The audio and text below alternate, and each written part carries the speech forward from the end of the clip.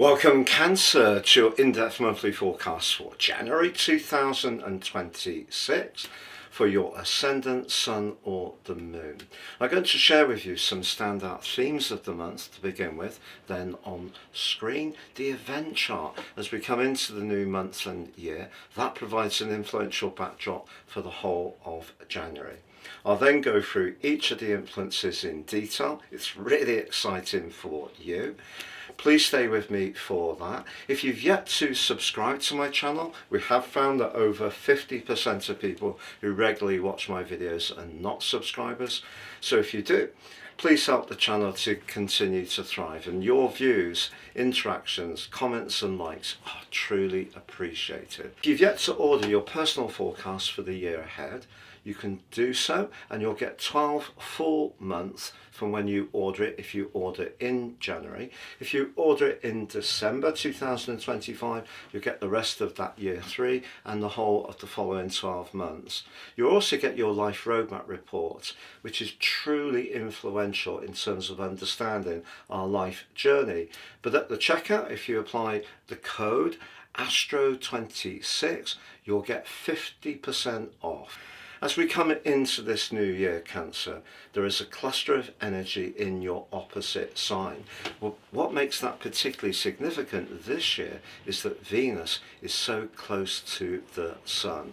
In fact, they're coming into a glorious and really quite rare for this time of the year conjunction, a cazimi, on the 6th. We also have Mars in the mix. In fact, for the first 2/3 of January, your relationship sector absolutely sizzles with possibilities. I can't wait to share that with you. But of course, we do have a full moon in your sign on the 3rd. What's the significance of that? We have a new moon, however, which manifests on the 18th, and that too is particularly exciting this year. But later in the month, there's a big shift. It's much more transformational. It can be about money, shared finances and so on, but also it can be about where you're wanting to evolve in your life and release what's no longer serving you. So all of that to come, but on the screen now is your event chart at the beginning of January. And there's Venus, the planet of relating, but also of money, so very close to the Sun. But having Venus in the 7th house is significant because that's an echo of its Libran rulership, which is very much to do with harmony. And I feel that the year ahead can bring some really intriguing possibilities around all sorts of relationships. It doesn't have to be just in a romantic context.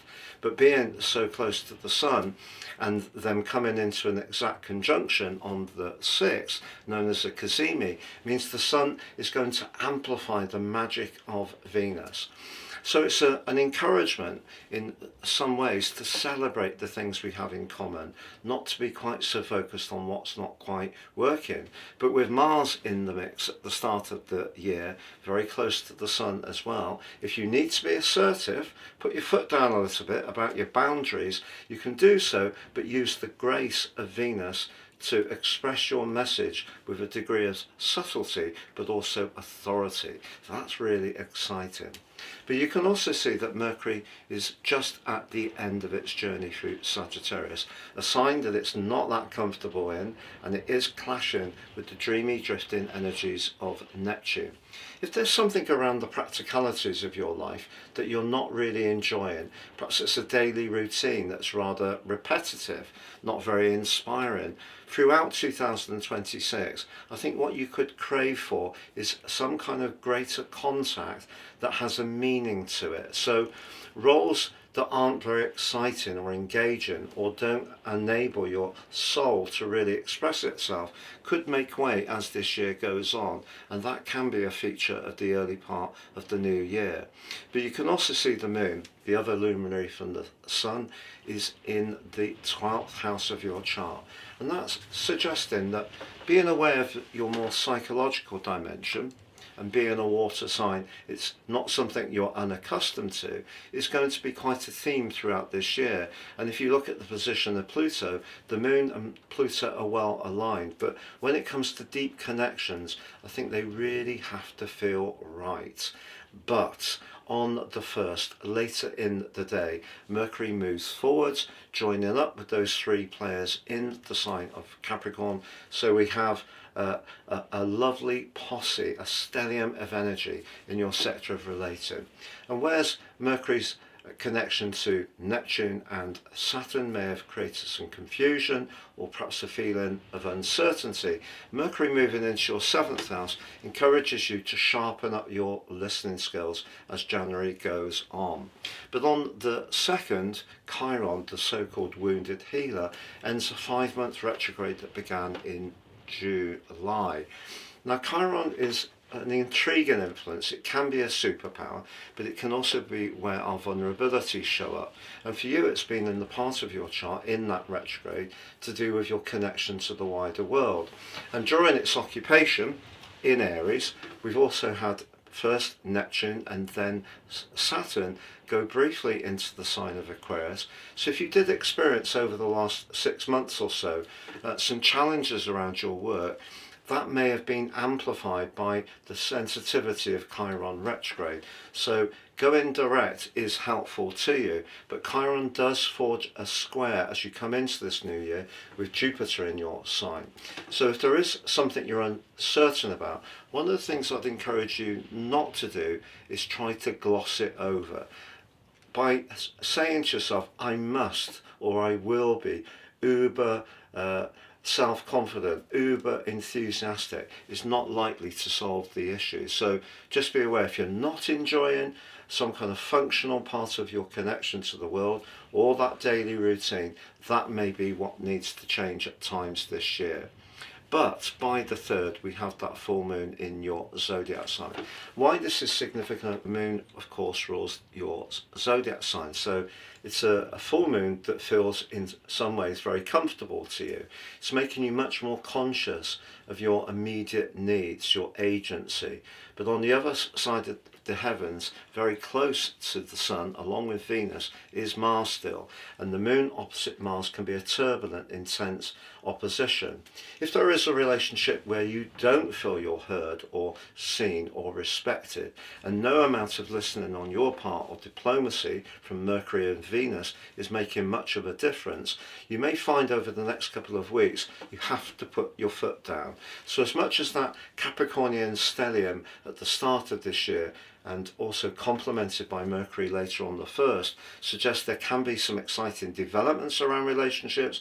There could also be some ties that are ripe to change. It doesn't have to be terminal, but perhaps what this particular full moon is asking you to do is overcome a part of your nature which can be reluctant to have confrontation.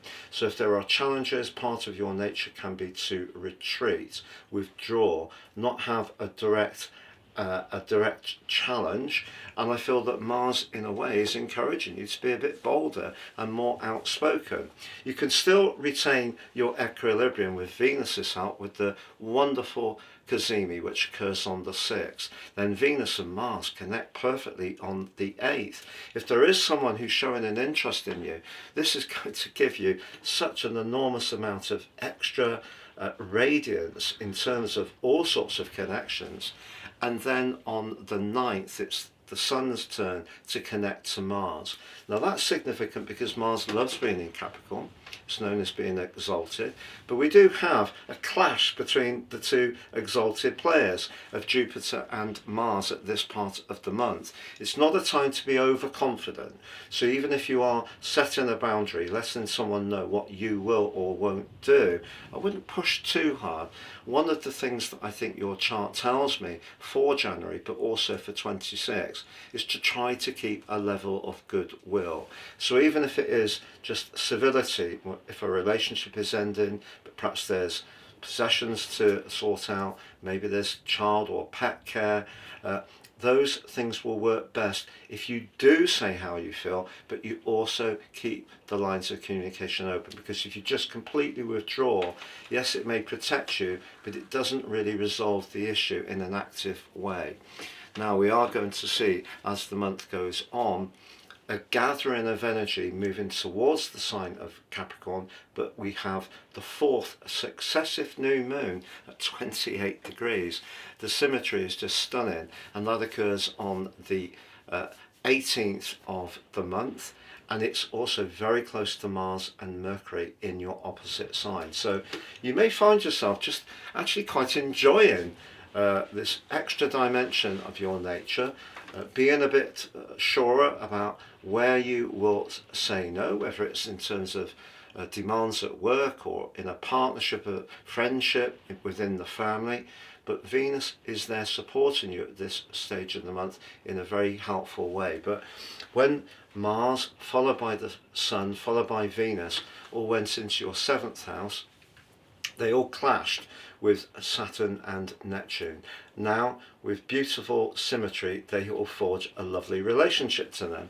And they also link beautifully to Uranus in your sector of connections around friendships, your network, but also your long-term plan. And through to the end of April, Uranus is reminding you of what's important to you in terms of your values. So people that you can connect to that really share your values, that you have a simpatico, can become very important players throughout the first 2/3 of this month. But then on the 20th, the Sun along with Mercury make their way for you into the deep transformational part of your chart, the 8th house. Now they're going to come into a cazimi on the 21st.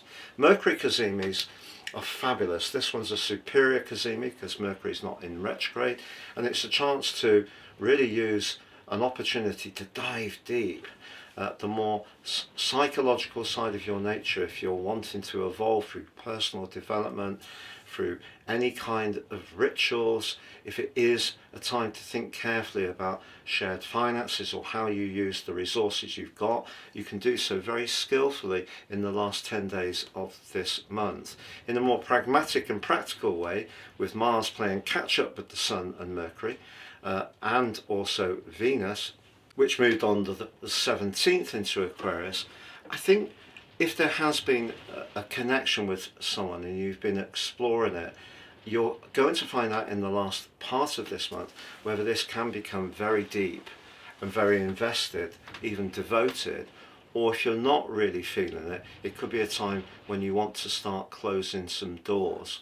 But because the planets are encouraging you to engage and not withdraw, this latter part of the month could mean that if you are releasing something and letting it go, at least you can say, I tried my hardest to engage, rather than when you're feeling a challenge, the protectiveness that you can sometimes deploy sees you close down any connection. That steals the oxygen. If you don't do that, but then you feel you still need to move on, well, you can reassure yourself that you've done everything possible to try to create an exit which is as gracious and fair as possible. Because the 7th house, where all that energy is early in the month, is about equilibrium. Keeping things in balance and being fair is actually going to lift you spiritually. But later in the month, there could be some very practical decisions you're thinking around in terms of investments, shares, savings, property, a business venture or entrepreneurship. It may be that inner change that you're thinking about, because what we're going to see is the 4th cazimi of the year on the 23rd, when the Sun applies to Pluto. And you may have found since the end of November 2024 that some deep changes have been going on in your situation, and those can be echoed again at the end of this month. But change is something that is fundamentally part of life, and it is something that we can sometimes be challenged by, because 8th house energy can be where we're most attached. It can be where we're a bit perhaps obsessive. It can be about addiction in some ways. It may be a lifestyle choice. It could be being too caught up with a possession, a financial aspiration. It may be someone that we're finding so dazzling and mesmeric that we can't stop thinking about them, but that's not necessarily good for our soul. So towards the end of this month, therefore, I feel you can shake it all out and use your inimitable emotional insights to really guide you about what you're going to dive deeper into and be more profoundly associated with, and what you might want to evolve and release and let go. It's been a real pleasure being with you. If you've yet to order your personal forecast for the year ahead, you can do so, and you'll get 12 full months from when you order it if you order in January. If you order it in December 2025, you'll get the rest of that year 3 and the whole of the following 12 months. You'll also get your life roadmap report, which is truly influential in terms of understanding our life journey. But at the checkout, if you apply the code ASTRO26, you'll get 50% off. All the best and goodbye.